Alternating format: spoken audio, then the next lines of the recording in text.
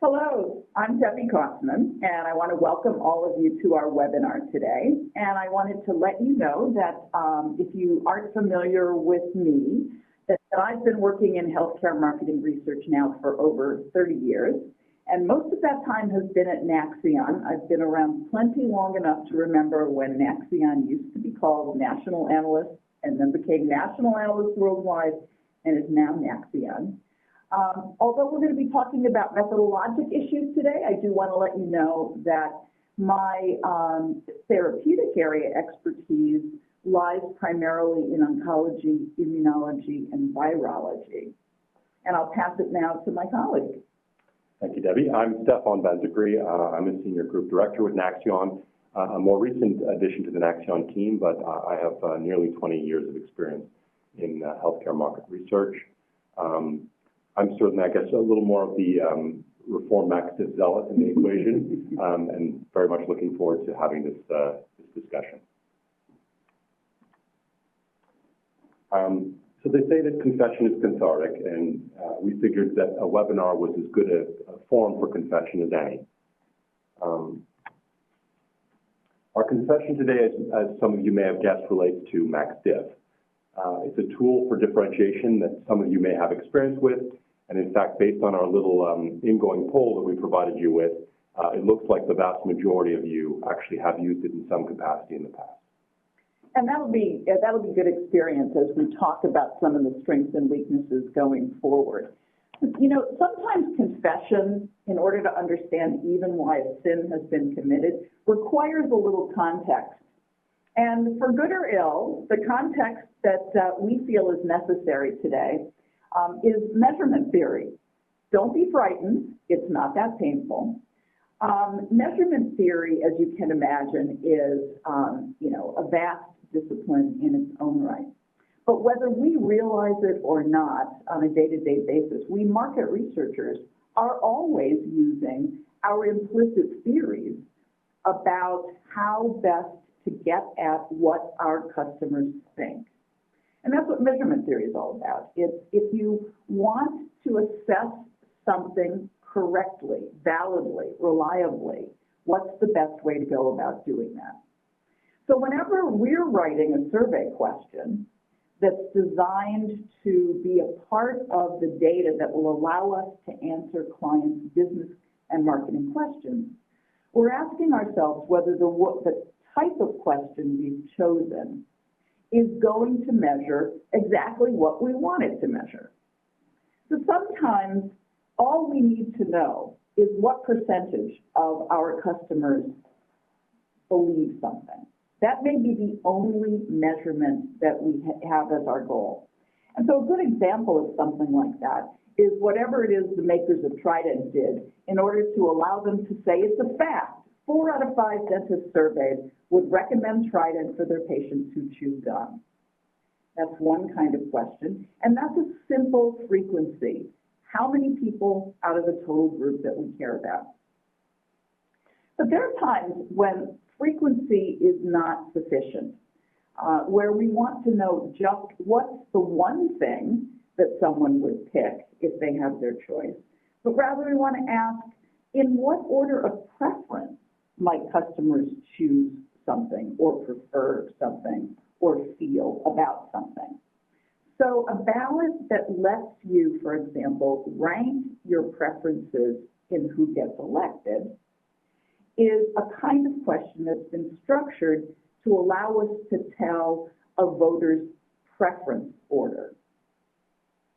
Now, that order, though, doesn't tell us anything about whether a voter in absolute terms likes a candidate or doesn't like a candidate. They're stuck with their choices and they have to choose one as their top. But if they had other options, they might not like any of these.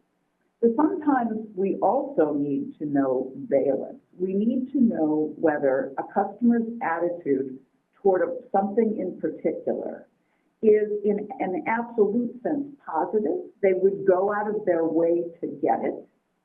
Is it negative? They would go out of their way to avoid it.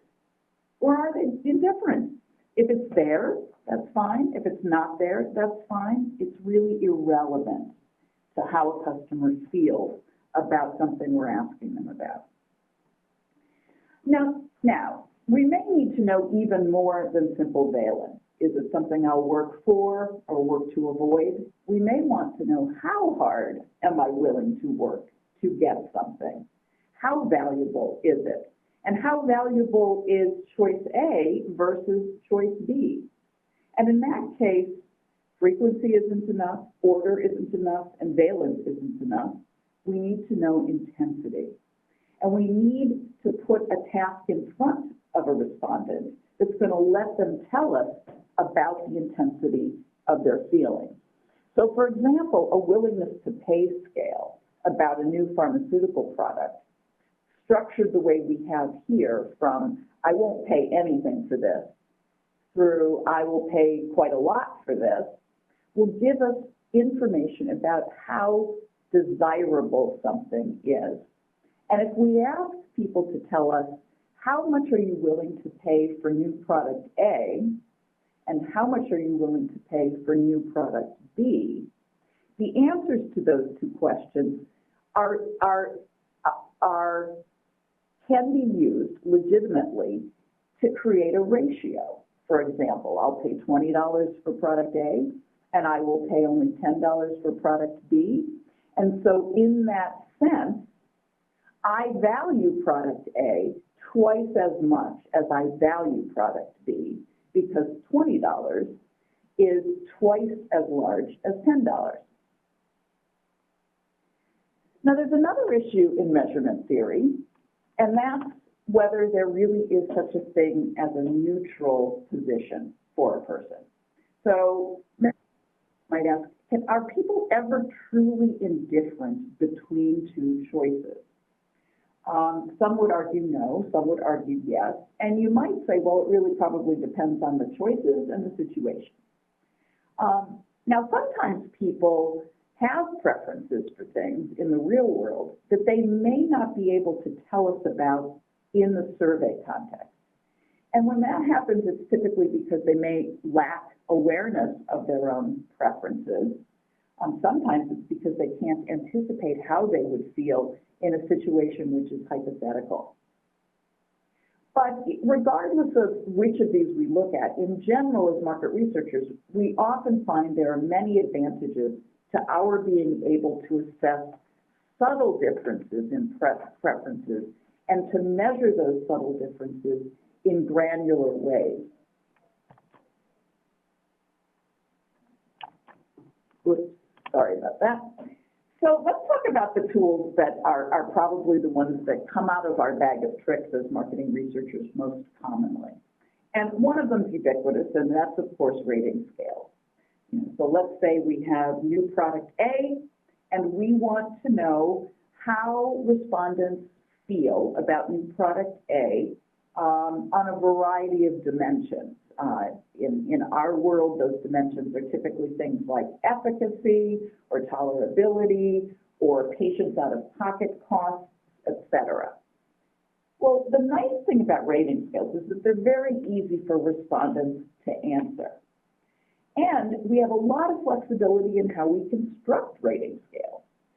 So we can construct rating scales with an absolute indifference point, and that respondents can tell us they really actively dislike something or actively like something. We can construct, and that would be a bivariate scale. We can construct a univariate scale. This is not at all important to me on one end, and this is the most important thing to me on the other end. So rating scales get used all the time. They're quick and easy, and you can ask about quite a few dimensions of evaluation without wearing out respondents. They can answer a lot of these and still be giving you thoughtful, sensible answers. Rating scales, as I said, if they're designed to do so, can measure intensity and valence, but they often result in loss of time. And that leads us to get little differentiation among items that get the same rating. That's where people then frequently turn to ranking, because being forced to rank something, attributes of picking, a therapy for non-small cell lung cancer. One, we force respondents to tell us the single most important of all of these dimensions of evaluation. We are forcing respondents to avoid ties. Now, that we might not be willing to do that because we might feel that ties are legitimate. But on the other hand, if you've got your marketer you've got your marketing partner who's saying, I really need to know the top 3 attributes that influence physicians' decision-making about drugs for non-small cell lung cancer. And I need to know number 1 and number 2 and number 3. And we don't have a lot of time to conduct this research, and we don't have a big budget to conduct it. So I really want rankings, even if that means sometimes we're forcing respondents to differentiate between things they truly feel indifferent about or exactly the same about. Rankings don't allow ties, so they avoid the problem of ties that can come with rating scales. But with rankings, as we mentioned earlier, we get only ordinal data. We don't know anything about the valence of whether people actively like something or dislike it, and we know nothing about intensity. Just because something was ranked 3rd and something was ranked 17th doesn't mean that in the world there's a big difference in how respondents feel about those 2 things. We've forced them to do that to fit our task. Those 2 things that we just talked about, rating scales and ranking scales, are explicit measures of how respondents feel about things.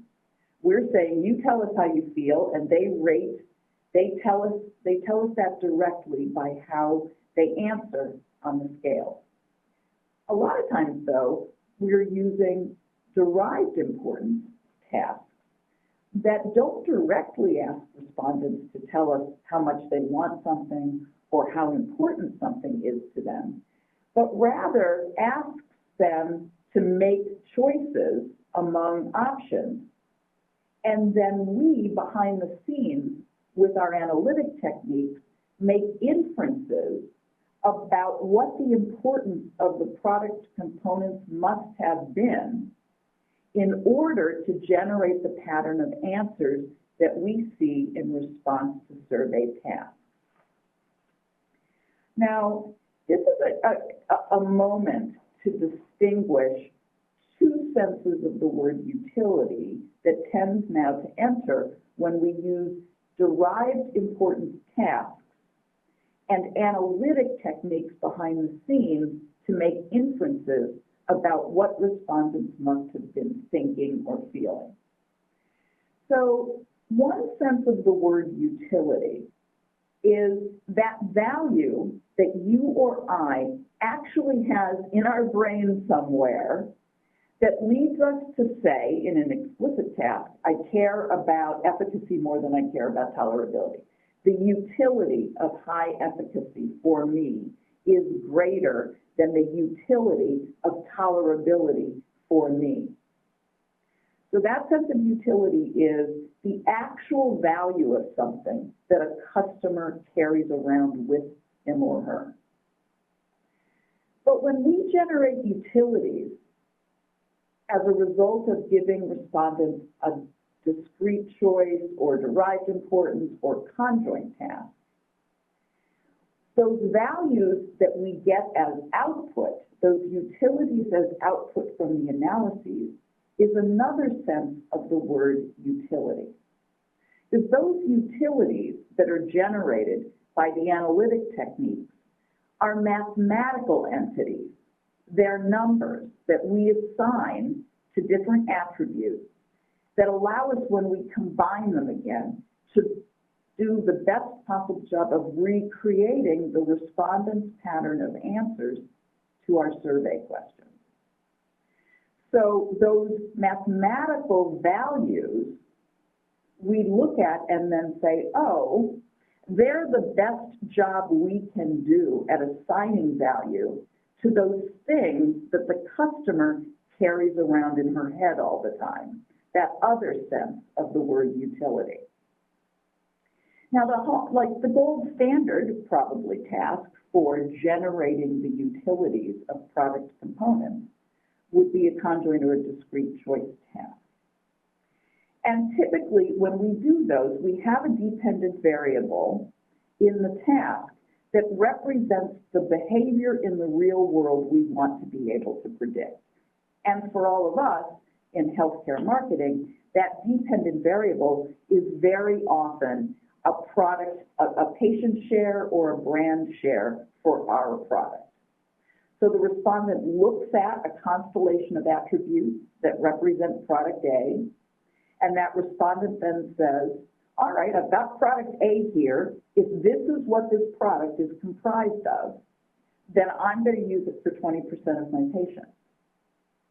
So when we generate those conjoint utilities and we assign that product A's component values each of their relevant utilities and we add them all up again, the goal is for them to come as close to that 20% response that a survey answer gave us. That's the purpose of those utilities, is to recreate as best we can the pattern of survey answers. We're doing a very similar thing when we do derived importance scores. So in derived importance scores, we ask physicians, let's say, I want you to rate product A on this collection of 15 attributes. How efficacious do you think it is? How tolerable do you think it is? And then we have them do the same thing on product B. And then in a separate question, we say, now, if you have these two products, what percentage of your patients will get product A, and what percentage of your patients will get product B? And of course, the analytic technique that typically then gets used in that derived importance setting is going to be some kind of multivariate regression equation. And the utility, the equivalent of utilities with that kind of derived importance task are the beta weights on each of the attributes that goes into the regression equation that is going to aim to recreate the patient share that that product earns.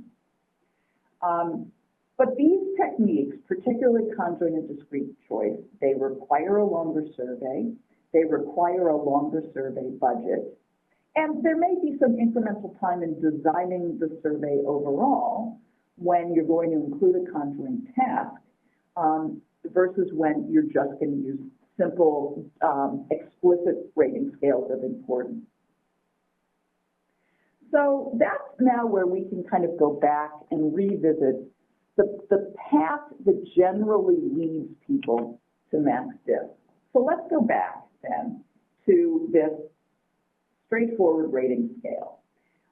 We have a new product for non-small cell lung cancer, and we want to know what relative importance, how important are each of the attributes listed on this slide in physicians' decision-making when they go to select a product for one of their patients with non-small cell lung cancer.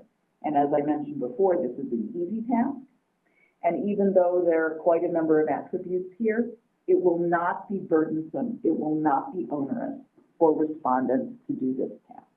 But as we mentioned, the problem is that we'll get lots of ties. So if you look at the left-hand column in this table, we're looking at a single respondent's data. And of course, lots of things get ties. So overall survival, progression-free survival, time to progression, plausibly could all get ratings of 7 from a physician who treats non-small cell lung cancer. And throughout the whole set of the attributes, we're getting lots of ties. What are we supposed to tell our marketing partner who needs to know number 1, number 2, and number 3, and the proper order? We can't tell him which of those, of overall survival, progression-free survival, or time to progression, is really this respondent's most important. Things get a little better, but often not good enough when we look at mean ratings at the aggregate level across a group of respondents. And so you can see here, of course, we get decimal points because we're averaging across respondents, all of whom have picked integer values, but we're still not getting a lot of discrimination among many of our attributes. So we might have said, okay, well, all right, so ties. So we're getting lots of ties. And whether we're talking about sports or we're talking about market research, ties are frustrating. So this is where we might go and say, all right, well, let's make the respondents rank these. And we could do that, and we could find out that progression-free survival, for example, is the most important when we make respondents choose. But on the other hand, when you ask respondents to rate more than about 8 to 10 items, you are now venturing into what becomes tedious, burdensome, time-consuming. And answer quality gets poorer when you give respondents tasks that are tedious and difficult. And in this case, even if we made a respondent do that, we still would have no information about how much more important one of these attributes is than another, and we still wouldn't know anything about the intensity or the valence of a respondent's feelings about these characteristics. So it's a high price to pay to lose all of that other additional information in order to avoid ties and still end up burdening respondents. And so enters MaxDiff. So MaxDiff is a method for estimating preferences, so it's in line with sort of what we've just been discussing in terms of ranking and ratings. As the name implies, it seeks to maximize differentiation among the items that you're evaluating. So in the example that we've been using, the attributes that drive selection of an NSCLC agent, those kinds of items. It forces choice, so this is an important one. It does force choice even where there is no true preference. So going back to that idea of neutrality and fence sitting, a MaxDiff exercise is by definition a forced choice exercise, and therefore it forces a selection.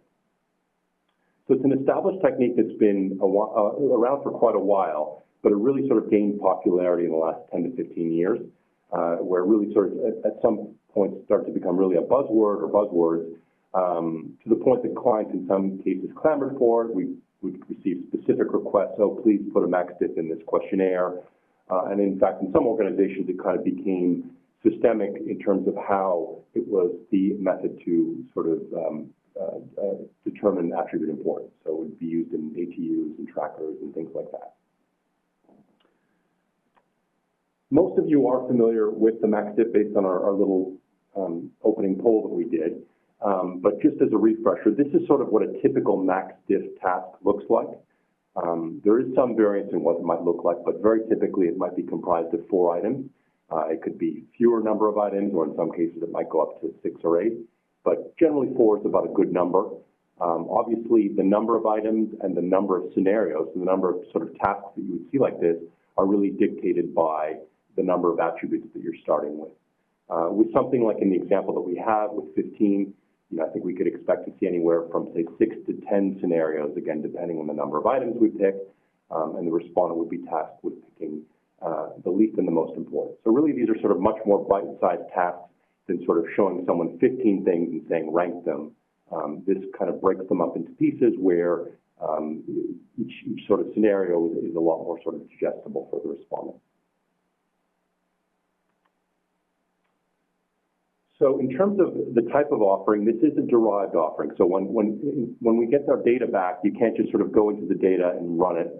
This normally comes back from our advanced analytics, and they supply us with the so-called utilities that come out of the MaxDiff exercise. And these are very plausible types of utilities that you'd see based on the number of items we have. They range from 1 to 20, and they're ordered from sort of most to the least important in this example.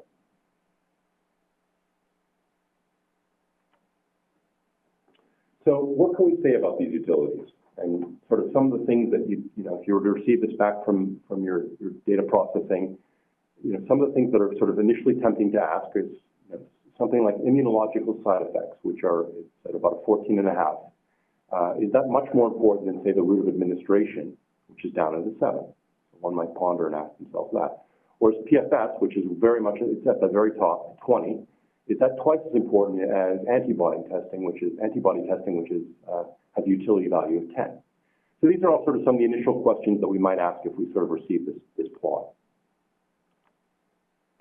And so we wanted to test this, and what we decided to do is run a little bit of an experiment. And the objectives were really kind of twofold: to determine sort of if rank was conserved in terms of the MaxDiff exercise, but also if the intensity of the underlying preferences was conserved. How we did this was we pre-assigned an importance value for each of the attributes, and for each of the, basically a utility score for each of the attributes for n respondents, and we ran a simulation. We ran actually a few simulations, but the simulation that we use in this particular example is kind of clear and sort of easy to follow, and it has a decisive winner in progression-free survival. These underlying utilities were used then to simulate the exercise. So what we mean by that is we took these scores, and each respondent, so someone that would have, say, a 24 progression-free survival in that example, and say a 10 and a 5 and a 3, the simulation would then obviously pick the thing with the 20 as the most important, and the thing with the 3 as the least important. So essentially, the idea was to sort of mimic what goes on in sort of a human's mind in terms of them going through the exercise. Just as we would look at it and say, well, this is the most important, the machine kind of had the pre-assigned values, which then dictated how it went through each of these scenarios. So it was a real MaxDiff, it was a real design, and essentially the simulation just took these sort of pre-assigned a priori scores and used those to determine and run through the MaxDiff exercise.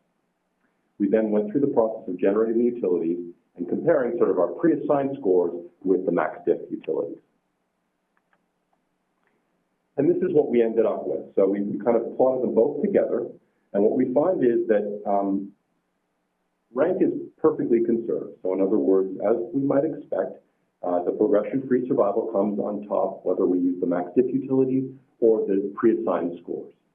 The element, however, that is completely lost in our MaxDiff simulation is the intensity. So as we mentioned, the progression in this particular simulation, the progression-free survival was sort of a clear favorite. It had if you look at sort of the blue bars, it's clearly much higher than the overall survival attribute, which is the distant second.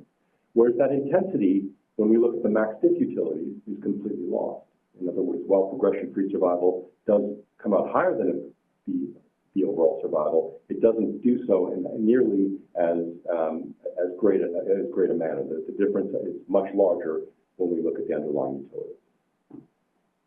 So the differences are really blunted in the MaxDiff example. So this leads us back to what we can sort of appropriately say when we get our utilities back from the MaxDiff. And really what we can say is things like one thing is more important than the other. So the same kinds of things that we would say about a ranking are fair game. So in other words, progression-free survival is the most important thing here. We can say it's more important than overall survival, that both of those things are more important than the route of administration, et cetera. So as long as we kind of use the mindset of a ranking, we don't commit sort of any sin. We're using the MaxDiff output as it can be used. If, however, we go beyond that, and there is a tendency sometimes to do that, the analogy we use is one of alchemy. And just, while these are utilities, and I think for some of us, our experience with utilities and other things like choice models, the utilities have more robustness to them, and I think that's where maybe sometimes the hang-up can come. But the utilities in a MaxDiff really only give us that ranking. They give us the ordination of the importance. But if we go beyond that, it really is akin to alchemy and sort of taking lead and somehow thinking that we can make gold of it.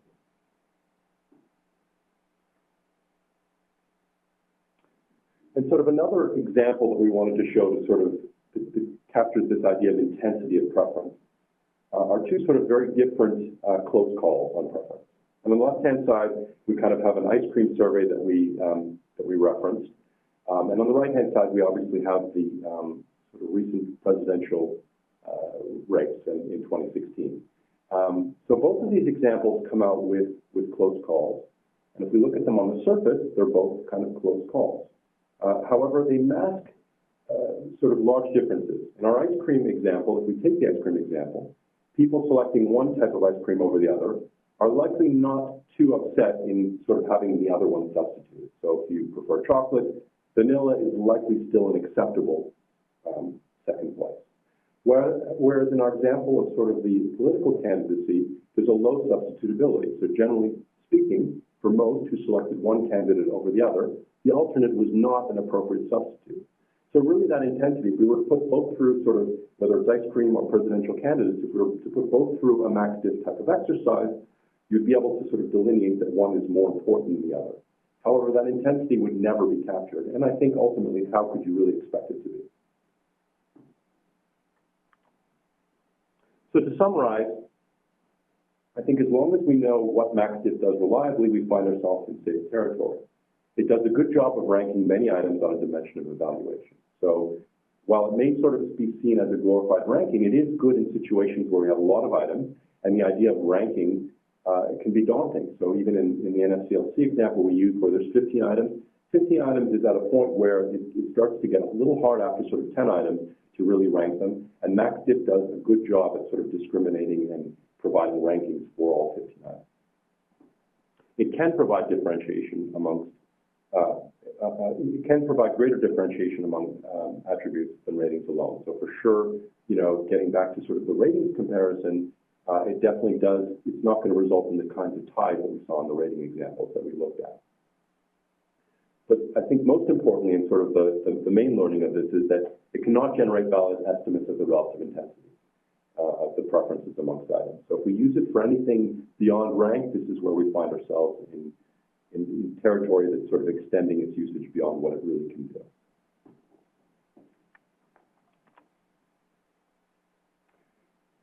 So then we close in sort of saying beware the sin of over-interpreting MaxDiff results. You know, in some cases, you always have to remember that it does force choice even where there is no true preference. So it's a forced choice type of exercise. And also, I think most importantly, in exchange for avoiding these ties, it deprives us of a real insight about intensity. I think intensity is obviously a very important thing, and in most cases, not something that we can kind of just toss away. So that's just a very important thing to understand, that if you are selecting a MaxDiff, you're sort of inherently throwing away that important sort of intensity and distance and balance in your measurement. The other thing is, I think, to some degree, in sort of its popularity, its rise as a buzz term, it sort of has diverted attention from other tools and strategies that are time-tested and that have served very well. And this is just sort of an important thing to realize, that sort of in this game of popularity, there's a bunch of tools that actually work very admirably in capturing this that don't sort of have these caveats. So we invite you to type in any questions that you have. We will be happy to entertain them if you have them.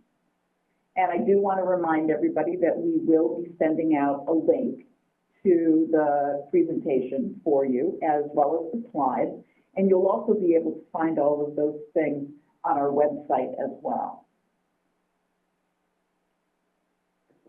We'll give it a minute, I guess, to see if any questions trickle in, but feel free to go ahead and ask questions. So we're not seeing any questions pop up on our screen, but of course you're always welcome to email either one of us with anything that you think of after the fact. We're also happy to entertain, you know, informal conversations about method choices in general the next time that you're facing the need to triage time, budget, and approach. So we're always here and welcome the chance to talk. And thank you all for taking time in your busy schedules to listen to our webinar.